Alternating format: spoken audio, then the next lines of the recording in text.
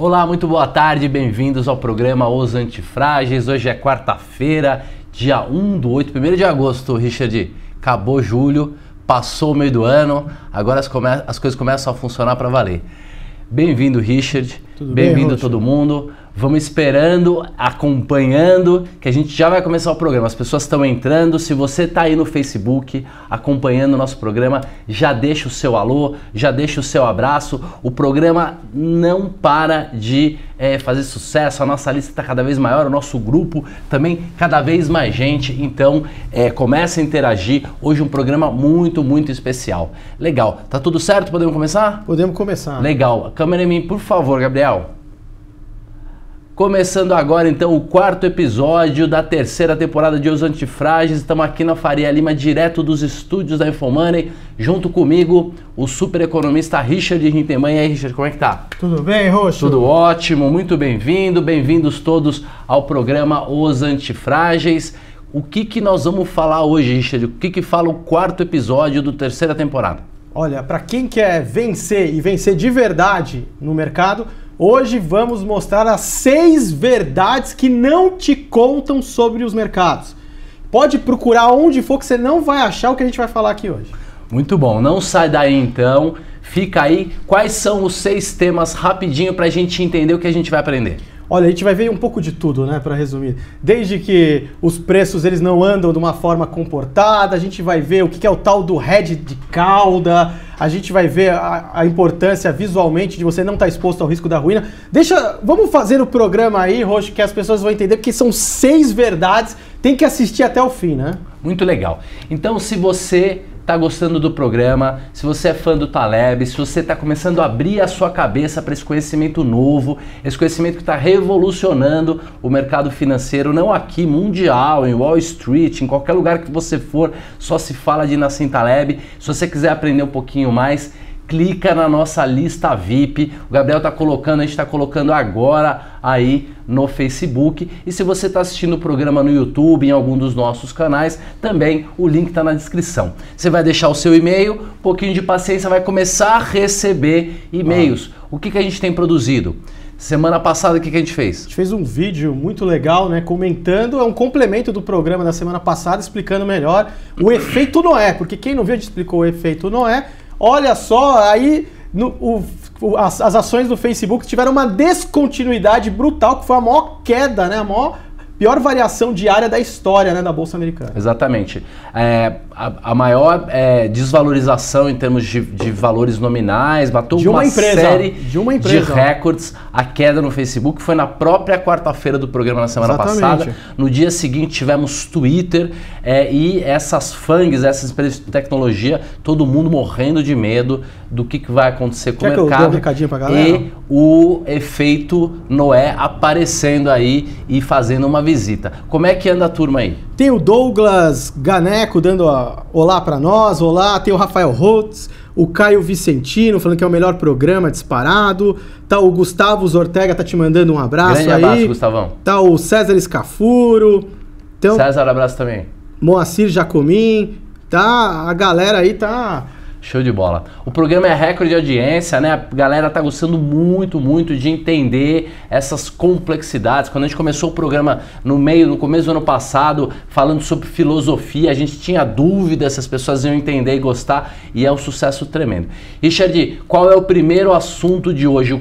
Qual é a primeira verdade que ninguém nunca nos contou? Imagina se você soubesse essas 6 verdades aos 20 anos de idade, quanto sofrimento você teria economizado nesses anos todos. Então começa contando pra gente quais são as verdades. Verdade número 1 que não te contam, que os mercados são turbulentos, Roxo. Os mercados são muito turbulentos. A gente tem um gráfico que a gente pode colocar aí. Pode mostrar pra gente o gráfico, Gabriel? É um gráfico pegando as variações diárias de um determinado ativo. E olha lá, você vê que tem momentos calmos que ele vai lá, sobe 3, cai 3, só que você tem momentos que, olha só, de repente o negócio cai 50%, sobe 100% em um único instante, em um único dia, não é, Roxo? Gabriel, volta aqui pra gente. O mercado, ele engana muito a gente, porque se ele fosse o tempo todo turbulento, a gente já ia estar ressabiado. O problema é que o mercado engana a gente. 80% do tempo ele tá calminho, que a gente chama de variações brandas. Ele segue a tal da cauda de sino que você tanto conhece e explica pra gente. E 20% do tempo ele fica maluco, enlouquecido, como dizia o Benjamin Graham, ele é maníaco depressivo, né? E nesses 20% do tempo em que o mercado fica turbulento é que acontece 80% das variações. E é aí que você ou vai ficar muito rico ou simplesmente você vai ser extinto, você vai perder tudo, você vai entrar na ruína. Então, por isso que a gente tem que ter a consciência. A primeira verdade, o mercado é turbulento, ou seja, ou você tem as ferramentas adequadas, ou você conhece as propriedades do mercado, ou você vai se machucar. Como o Roxo disse num painel de opções que eu gostei muito, como é que é, Roxo? O que o mercado vai fazer com a pessoa? Vai esfregar... Vai pegar a sua cara e vai esfregar no asfalto, né? Isso aí. Se você não aprender que... Ó, a segunda frase do Mandelbrot, as oscilações extremas de preço são a norma de mercado, né? Então, sabe o que é pior? A gente vê o mercado calminho e acha que ele se acalmou para sempre, e esse é um dos maiores inimigos do investidor, é acreditar que agora o mercado ficou calmo, certo, e nunca mais vai ficar nervoso. Qual que é a segunda verdade, Richard? Segunda verdade é que os mercados, além de turbulentos, eles são muito mais arriscados do que os modelos e as ferramentas tradicionais mostram para as pessoas. Então você tem todo aquele instrumental, técnicas, que falam, se você tiver certa gestão, disciplina e controle, você não está se arriscando muito. Mentira, olha só o que a gente trouxe um gráfico aí. Mostra pra gente, Gabriel. Esse é um gráfico que eu utilizo muito no meu dia a dia. Na parte de cima, simplesmente estou fazendo o que hoje? Eu estou simulando N trajetórias, diversas trajetórias possíveis. Na primeira, considerando que o mercado é bonitinho, que ele segue aquela distribuição normal, que os preços flutuam ao longo de uma média, que é tudo administrável. O que acontece? Você vê que não bate em nenhum momento ali embaixo no zero, ou seja, você não entra em ruína. Na segunda abaixo, onde eu coloquei aqueles dois círculos vermelhos, eu já coloquei um pouco de uma distribuição mais próxima do mundo real. E olha só o que acontece. Por 3 trajetórias, batemos ali na barreira da ruína, ou seja, batemos no game over. Este é o mundo real.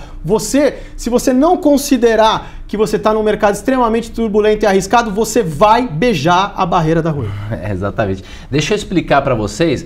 O problema é o seguinte, como o modelo tradicional de gestão de risco acredita que o mercado tem variações brandas, e isso é uma herança antiga, estatística, que não vem ao caso discutir.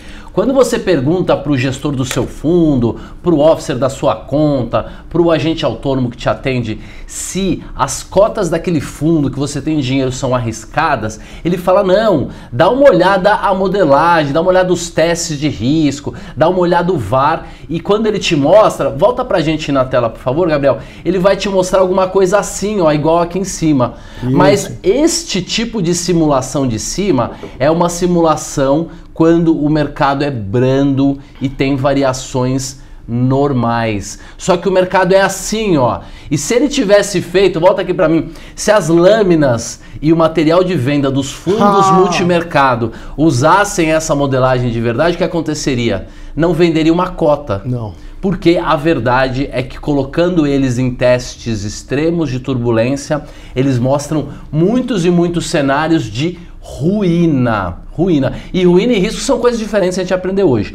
Richard, qual que é a terceira verdade que nunca contaram pra gente? Olha, essa é uma que confunde muitas pessoas, né? As pessoas pensam assim, Roxo, o mercado tá subindo porque tem mais pessoas comprando do que vendendo. Roxo, o mercado está caindo porque tem mais vendedores do que compradores. Mentira! Na verdade, o Taleb desenvolveu um conceito que chama regra da minoria. O mercado sobe quando você tem compradores mais entusiasmados. Então, um pequeno grupo de compradores muito entusiasmados, eles que puxam o preço para cima. Da mesma forma que um pequeno número de vendedores muito entusiasmados, eles vão derrubar o preço. E porque se você pegar a somatória das opiniões dos participantes do mercado e tentar enxergar o que está acontecendo, você não vai ver nada. Na verdade, são os pequenos grupos mais entusiasmados, as minorias barulhentas que vão movimentar o mercado, né, Rocha? As pessoas acham que a massa e a média é que manda no mundo, e quem manda no mundo são as minorias organizadas, extremas, barulhentas, reacionárias, e elas também mandam no mercado. Então ficar querendo ver volume, destaque de compra, de venda, o JP Morgan comprou muito hoje, então o mercado vai subir, vai cair, não tem nenhum sentido nem significado, não serve para nada. Pode ter um vendedor extremamente entusiasmado, socando o bambu ali, o lote para baixo, ele vai derrubar o mercado da mesma forma na compra. Exato. Qual que é a quarta verdade que não contaram pra gente? Nossa, essa aqui eu gosto muito dessa verdade, que o pessoal fala, não, Roxo, compre, segure, ações para longo prazo, etc. Não, na verdade, o timing é fundamental. A ordem do trajeto importa. Se você pegar o mercado e tirar os dias de maior valorização e os dias das piores quedas, você vai ver a diferença brutal. Então, os grandes movimentos do mercado estão concentrados em pequenos intervalos de tempo. Então, sim, você precisa dominar o timing, senão você também não tem a menor chance, não é? O modelo tradicional, esse da década de 70, que é usado até hoje, como ele é muito simplista, ele simplifica a realidade, ele considera que um dado ou um dia não interfere no outro, e isso não é verdade de maneira nenhuma, é impossível que isso seja verdade. Então, o que acaba acontecendo é que um único dia pode ser mais importante do que um ano inteiro. Por exemplo, o ano de 2017. Vamos tirar o dia do Joesley Day. Se você tira 18 de maio de 2017, o mercado fica com uma trajetória absolutamente diferente. Ele é totalmente diferente com uma única alteração. O Richard trouxe um dado aí sobre o S&P. Como é que é esse dado? Que em 1990, 40% dos retornos positivos se concentraram em apenas 10 dias. Então imagina que metade do que foi o retorno do S&P 500 em 1990 ocorreu em 10 dias. Considerando que um ano tem 252 dias úteis, né? Você teve, sei lá... 0,5% do tempo a concentração. Então você vê 40% da valorização em 0,5% do tempo. Então você vê que o timing ele é muito importante. E por isso que quando você domina a modelagem que a gente vai ver até mais pra frente, você sabe a hora de estar exposto ou não. Repito aquela frase que o Taleb falou que é importantíssima. Aprender a ganhar dinheiro, você pode aprender em 5 anos. Agora, aprender a não perder dinheiro, aí leva pelo menos 20, 25 anos. Porque o segredo do vencedor é o cara que não perde. Como é que é a frase do Buffett? Exatamente. As duas primeiras regras sobre como ganhar dinheiro na bolsa. A primeira regra é não perca dinheiro. E a segunda é? Não esqueça a primeira regra. Não se esqueça da primeira regra. Tem uma pergunta interessante aqui do Samuel Lepic, Rocha. Meu amigão, dono lá do restaurante Lagoa Tropical, o melhor restaurante vegetariano de São Paulo. Um abraço para você, Samuel. Verdade.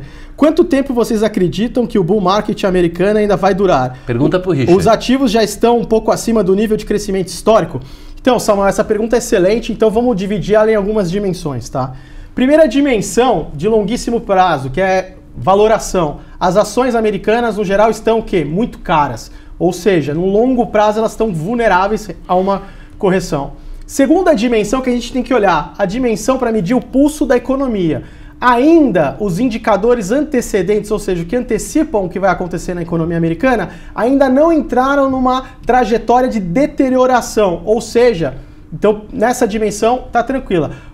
Na caso da dimensão de sentimento, a gente oscila entre muito euforia, muito pessimismo, mas está levemente otimista, né? A gente não pode colocar também como uma euforia.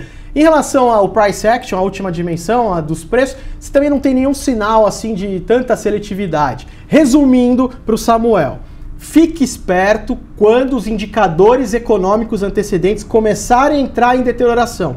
Neste momento vai começar a se alinhar com a valoração e o mercado vai ficar extremamente vulnerável. Eu acredito que num intervalo de tempo aí de um ano ou pouco mais de um ano, a gente vai ter a visita aí do urso, com certeza, porque os mercados, eles... Mas assim, quando vai ser? Não, a gente tem que esperar esses indicadores antecedentes econômicos se deteriorarem. Então vamos esperar. Façam que nem eu. Assinem, né, a lista VIP dos antifrágeis. Tem lá, comenta tudo investimentos antifrágeis, e a gente vai dizer para vocês, vai contar para vocês quando esse cenário macroeconômico começar a se deteriorar. Muito bem, tínhamos para falar mais sobre o quarto motivo, agora. Mas o tempo está passando, então a gente vai descobrir qual é a quinta verdade, o quinto segredo que nunca contaram para a gente. Qual que é, Richard? Que os preços, geralmente, eles vão andar como? O pessoal, vai ter aquela variação, 5 para cima, para baixo. Não, os preços andam em saltos, os chamados spikes. Então, se você acha que você está protegido porque você tem um stop, bem-vindo ao mundo real. Seu stop está aqui, o mercado já vai abrir aqui, já te dilacerando. Então, os preços andam em salto. E a gente tem um exemplo que aconteceu na semana passada, que a gente tratou muito, que é o chamado efeito Noé, uma descontinuidade nos preços. Tem o gráfico aí, né, Roxo, do Facebook. Tem sim. Vamos dar uma olhadinha, Gabriel, por favor, ó. Vocês acham que o mercado ele anda de passo em passo ou de vez em quando ele dá um salto enorme desses aí? Olha que queda absurda, maior queda de uma empresa num único dia, 20%, incrível. Pode voltar pra gente aqui, Gabriel? Então, a quinta verdade é essa, o mercado ele não anda, ele dá saltos. E esses saltos, por mais que não sejam tão comuns, eles fazem toda a diferença no longo prazo. Por quê? Se o seu stop funcionar 90% das vezes, os 10% das vezes que o seu stop não funcionar vão te levar para o buraco, para a ruína. Então, não dá para, no mercado financeiro, no mercado turbulento, caótico, não dá para usar ferramentas que funcionam 90% das vezes. Por quê? Porque nos 10% das vezes que elas não vão funcionar, são aqueles dias extremos que vão varrer você para baixo do tapete. Mas qual é o sexto motivo, qual é o sexto segredo que ninguém contou pra gente? Richard, conta por favor. A sexta verdade é que tentar prever preços é algo muito perigoso, mas tem como você saber a hora de estar exposto ou não e também você gerenciar os riscos de verdade, que é o que a gente vai mostrar agora, tem até o livro, né? Exatamente. Do Mark Spitznagel. Exatamente. Deixa eu contar para vocês então, o Mark Spitznagel mostra o livro aqui pra gente, nós mostramos esse livro na primeira temporada dos Antifrágeis. O Spitznagel eu acho que talvez seja o maior Jedi do universo Nassim Taleb. Ele é o gestor do Nassim Taleb. Eles tiveram uma empresa de gestão de fundos juntos na década de 90. Ele tem um vídeo, várias explicações, um livro falando sobre o paradoxo do alto retorno versus baixo risco. Qualquer pessoa do mercado financeiro que tenha um conhecimento tradicional, se você perguntar para ele se existe a possibilidade de ter alto retorno com baixo risco, o que ele vai dizer? Não tem como. Se você tem mais retorno, você vai ter que se arriscar mais. E é verdade isso, Richard? Não, isso é uma possível. Falácia. Olha, nós estamos aqui há 1 ano e meio dizendo para vocês tomem cuidado, as pessoas não sabem as coisas agora. O Richard vem aqui dizer para a gente que é possível obter alto retorno com baixo risco. É possível isso? Totalmente, é assim que tem que ser, né? Legal. Por quê? Primeiro, o preço, a variação do preço, ele segue um tipo de distribuição de variação turbulento, como a gente viu. Mas a variação, a volatilidade do preço não segue uma trajetória tão turbulenta assim. Então, o preço é turbulento, mas a volatilidade do preço é estável. Então, se você conseguir trabalhar com a volatilidade, é possível você determinar momentos em que o mercado está barato, em que o mercado está caro, em que o mercado está arriscado e principalmente quando os seguros e as apostas altamente explosivas estão baratas. Né? Não é a gente que explica isso, é o Mark Spitznagel. O Richard vai mostrar pra gente qual é a sequência. Essa sequência que vai ser mostrada agora, ela está num vídeo do próprio Mark Spitznagel. Nós vamos gravar um vídeo para vocês especial, como a gente fez na semana passada, contando sobre o Spitznagel, fazendo comentários, mostrando o vídeo e explicando um pouco melhor. Mas o Richard vai contar pra gente, vai explicar como é que funciona. Mostra pra gente essa imagem, por favor, Gabriel. Olha, nessa primeira imagem, Rush, tem lá, não se pode vencer o mercado, mas você pode, essencial, se esquivar dos seus piores golpes, ou seja, não perder. Exato. E você tem dois exemplos, aquela divisão clássica, vou colocar 60% em ações e 40% em renda fixa. Só que com o método que a gente vai mostrar agora, olha só que interessante, você vai poder ter uma alocação maior no risco em ações, um pouquinho menor em renda fixa, desde que você tenha na sua carteira seguros contra grandes, devastadoras variações, ou seja, o seguro do apocalipse, não é, Roxo? Exatamente. Então volta aqui para mim, Gabriel, vou fazer aquela brincadeira de sempre dar mão para explicar o exemplo 1 tradicional. Você fez sua pizza, colocou lá, nesse caso, 60% em ações, 40% em renda fixa, uma alocação agressiva, né? Bem diferente do barbell, mas é uma alocação. O gráfico da direita, o outro gráfico, mostra pra gente de novo, Gabriel. Você tem também uma pizza. Veja que a alocação de ações é bem maior do que no primeiro exemplo, na primeira pizza, mas você tem um carinha azul ali. Volta aqui pra gente. Veja que é um pedaço pequenininho da pizza, né? Gabriel, volta aqui pra gente. Um pedaço bem pequeno da pizza. Isso são o quê? São opções. Não adianta mexer com contrato futuro, não adianta mexer com opção de compra. Via de regra, isso serão puts. Puts, é o que eu faço. Puts das próprias ações ou dos índices. Quanto mais longa, melhor, por causa do tal do Shadow Gamma. O Richard faz isso, a gente faz isso nos Estados Unidos também, o Richard também faz com o mercado americano e com a S&P. E agora nós vamos mostrar o que acontece num segundo cenário, num cenário seguinte, num T2, em que as coisas deram certo. A bolsa subiu. Se a bolsa subiu, volta pra gente lá a imagem, Gabriel. A pizza 1,60-40, ela vai se modificar, fazendo com que o sabor bolsa fique muito maior, que a renda fixa. O sabor renda fixa muito menor e a carteira toda rendeu muito mais. Agora, fala do segundo exemplo, por favor, Richard. Olha só, Roxo, numa situação que tudo dá certo, como as ações se valorizaram e a gente tinha uma exposição maior a elas, a gente teve um ganho maior. Então, assim, quando tudo vai bem, a gente já está ganhando mais. Legal. Outra coisa, Danilo, mostra aqui a gente, por favor. O que é interessante, veja que você perdeu o dinheiro do seguro. É claro, se você marcou uma viagem que você quer fazer que é incrível, você não quer usar o seguro. Nesse caso, você quer que a bolsa suba e você não quer usar o seguro e foi muito mais vantajoso porque você tinha muito mais ações. Agora, um segundo cenário, também num T2, só que ao invés das coisas darem certo, elas deram errado. E elas dão errado, viu, Richard? Na vida real, normalmente toda hora tem problema. Fala pra gente aí, a pizza da esquerda, o que é? Mostra aí, por favor, Danilo. O que aconteceu? As ações sofreram um baque, Roxo. Então elas se desvalorizaram, você vê no primeiro cenário, se a sua posição em ações caiu muito. E já no segundo cenário, a posição em ações caiu também, porém, aquele seguro que a gente tinha da carteira teve uma explosão de ganhos, Roxo. Então, assim, enquanto você estava perdendo lá com as ações, você ganhou muito dinheiro com seus seguros. É isso aí. Volta aqui para mim, Danilo. Então, no caso da queda, na hora que o mercado caiu, no cenário em que não tinha seguro, você estava bolsa e renda fixa, você teve prejuízo, amargou prejuízo, porque você tinha mais ações do que renda fixa e as ações caíram.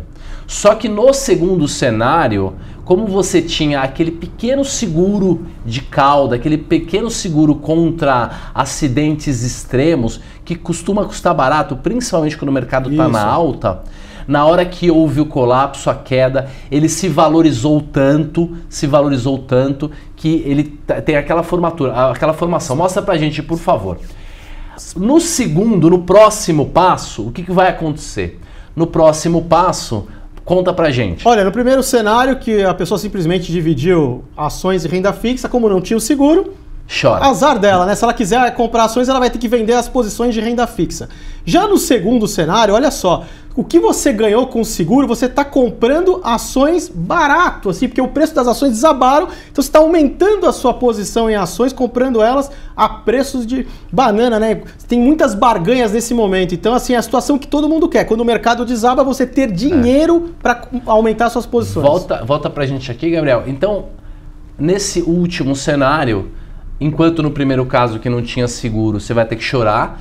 E na crise de 2008, papéis caíram 90%, portfólios inteiros caíram 90%. Se você tem uma perda de 90%, você precisa de 1000% de alta para recuperar. Talvez você jamais se recupere de um colapso sem um seguro de carteira. E no caso do seguro de carteira, no melhor momento do mercado, na promoção, quando tem sangue nas ruas, você tem um monte de dinheiro que você ganhou na sua put e você vai comprar ações baratinho. E é assim que a gente fica rico no longo prazo. Mas, Roxo, isso é muito sofisticado, opção. Será que as pessoas usam isso? Sabe quem é o cara que mais faz isso? O cara que mais entende opções no mundo?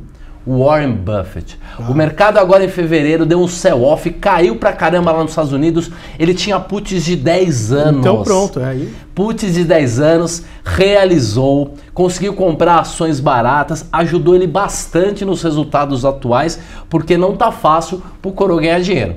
E é importante a gente falar, né, Roxo, que quando que você vai montar a sua parcela do seguro na sua carteira? Não adianta, por exemplo, hoje que está chovendo aqui, eu ir lá comprar um guarda-chuva. Eu vou comprar um guarda-chuva nos dias de sol. Você vai comprar essas puts quando o mercado estiver muito otimista, porque aí elas vão estar muito, muito baratas, não é, Roxo? Exatamente.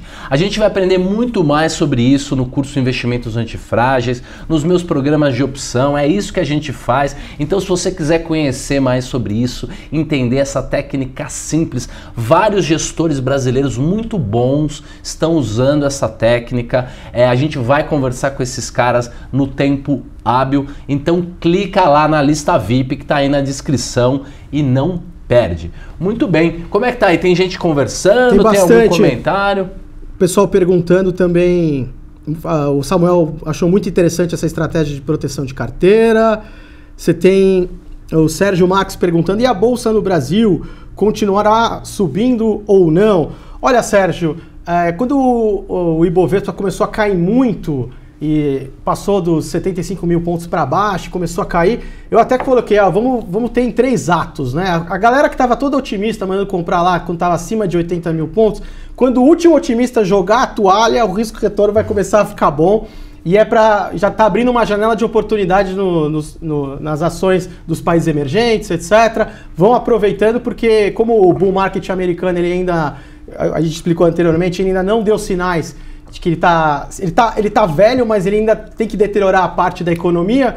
Então, enquanto os Estados Unidos estiver aí segurando, você tem agora a questão eleitoral, mas como a gente mostrou agora, se você tem um seguro na sua carteira, você vai estar preocupado? Não. Você nem precisa se questionar. Se acontecer alguma coisa, você vai ter dinheiro para comprar as ações baratas. Se der tudo certo, como você já tem uma posição maior em ações, você vai ganhar também muito. Então você vê que é uma situação do ganha-ganha e é uma situação que você não precisa ficar prevendo. Roxo, quanto vai estar o Ibovespa no fim do ano? Quanto que vai estar a Petrobras? Senão você vira torcedor e aí tudo que você lê fica com viés, é muito difícil. Richard, o que nós vamos falar no programa da semana que vem?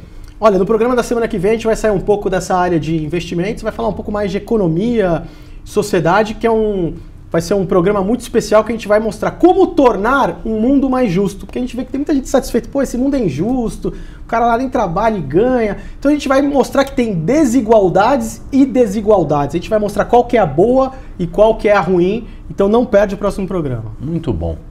Para terminar o nosso programa, mais uma frase incrível que está no livro Skin in the Game, do Nassim Taleb. Coloca na tela pra gente aí, Gabriel, que o Richard vai ler. O que fala essa frase aí? Em inglês, né? Risk and ruin are different things, né? Como se fosse o Fat Tony tá propositalmente, né? Sem o H, né? Que é risco e ruína são coisas diferentes. Love some risks. Então você tem que amar o risco, mas não o risco de ruína, que normalmente as pessoas pra gente, Gabriel, acabam se expondo e não tem nem a mínima noção, né? Elas confundem, elas acham que tudo é risco. É isso mesmo. Se as pessoas forem embora do programa, depois que assistirem, entendendo que risco e ruína são coisas totalmente diferentes e que alguns tipos de risco a gente pode amar, a gente quer esses riscos, eles são a melhor coisa da vida, a gente sai daqui satisfeito. E a gente tem um erro de inglês aqui, né? Pode voltar para a frase, né? No things, porque o Taleb brinca com a pronúncia das frases por causa do personagem dele, que é o Fat Tony.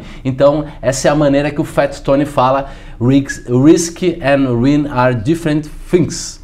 É isso aí. Things. Como é que ele fala? Things. Things. Legal. Galera, uma ótima quarta-feira para todo mundo, uma ótima quinta-feira. Tenham todos um final de semana incrível, muita coisa acontecendo. Não perca os próximos episódios. Acompanhe a gente nos nossos canais. Um grande abraço. Richard, um abraço para você. Abração, pessoal, e até a próxima. E não deixa de se inscrever na nossa lista que a gente vai colocar um vídeo exclusivo comentando essa proteção de carteira. Isso aí, um abração e tudo de bom.